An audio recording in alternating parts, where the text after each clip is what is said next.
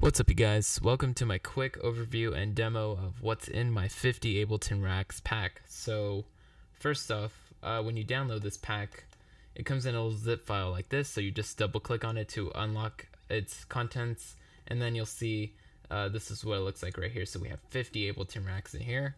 So if I select all of them top to bottom, go to get info, you can see that it says 50 items, so that is 50 racks. And there's got to be at least a good 20 or so that are instruments or some sort of kind of instrumentation. And then there's a lot of effects stuff in here, a mastering chain, a pre-master chain, some loops, processors. I mean, it's really cool stuff. So I'll kind of go into what some of this stuff is and what's in here and what you can expect when you get this. So I'll show you the mastering chain. So this is just a stock master chain, so it's all stock plugins used inside of Ableton. I'll bring that gain down since we're on YouTube. And so we got things like that. We have pre-masters, so something that's gonna put all the low frequencies in mono and some of the high frequencies a little wider, and just using those kind of racks, a little bit of stereo bus compression. How you would do that on a console, you can do the same thing with a pre-master here. So the way the pre-master works is that everything is routed to sends only and to the send of the pre-master, and then that becomes like a master on its own, and then that goes out the output of the final master. So everything goes through this before it goes to the master. So that's the two racks I wanted to explain, but let me show you some of the instrument ones now. So if I go to, you see these folders right here.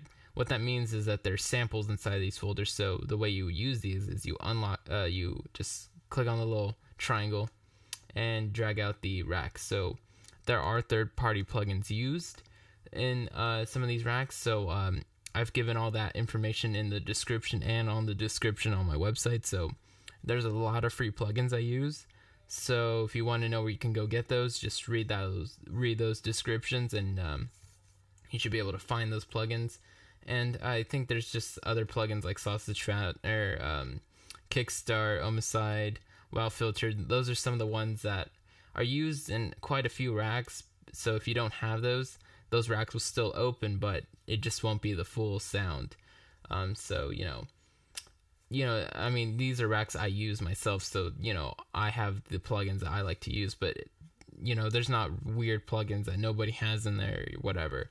So let's open this one up. Let's route it to the pre-master, and let's hear what this one sounds like.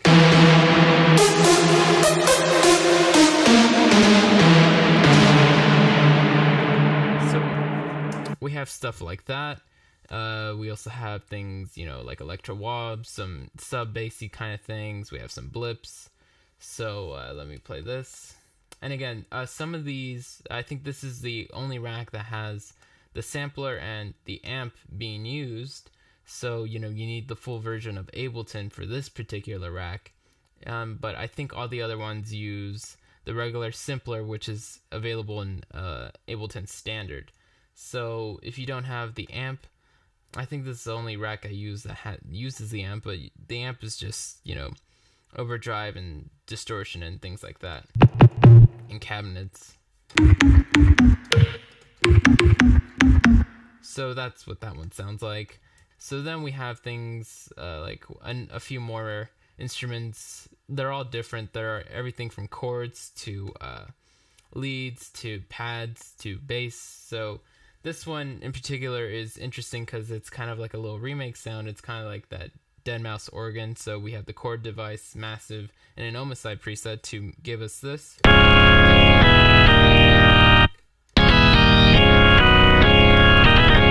So that's kind of a fun little thing right there.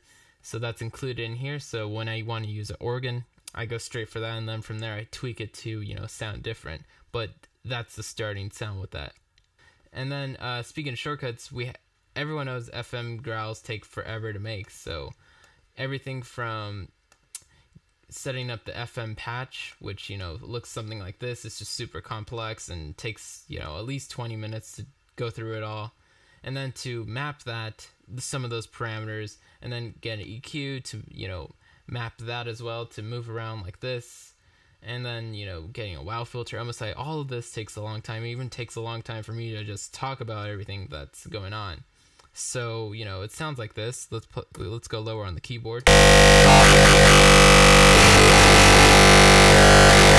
So there's things like that. We have some variations of that. So that one's included as well. So we have things like that. We have some more lead stuff, live loop machine. So the way this one works, I should explain this one, because this is probably the most complicated rack in here. So you actually need 3 audio tracks for this. And the idea is that the two extra audio tracks are just going to be off, and the main one that we're going to use is this vocoder type of rack. So let me just grab some loops. So this is definitely like a loop thing. So we're just going to grab 3 random loops. Doesn't really matter which ones they are. So again, these 2 extra tracks, we're going to turn off the outputs for this, turn off that rack. We don't want to hear it. And what we're going to do is we're going to go into the vocoder. We're going to go audio from, we're going to grab audio 2 from this, or actually audio 3. So from this one, and then we're going to grab audio 4 and route it to the second vocoder. And the vocoders, they're all mapped to this right here. So they're all mapped. And so when we move the 4-min shift, for example, or release time, it's doing it on both vocoders. So the vocoders are going to have the same settings, except for if you're playing around with the middle part right here. But the idea is that you're going to be able to switch from, you know, which vocoder and which signal that, you know, it's carrying to modulate the loop that's on the track right here. So really, it's just a cool way to, you know, just play around with loops, make new interesting things that you can possibly make without, you know, this kind of crazy little rack. So let's just play this. So let's play it dry, and let's play it again, but now with the rack on.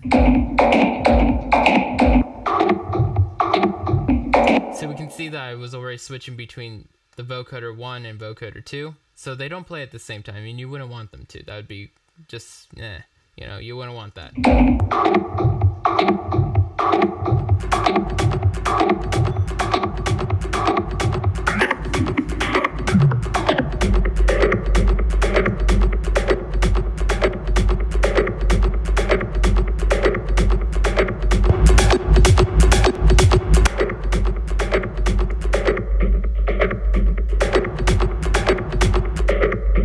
And this rack also makes a really good, you know, DJ kind of like effects rack. So this is definitely an effects rack.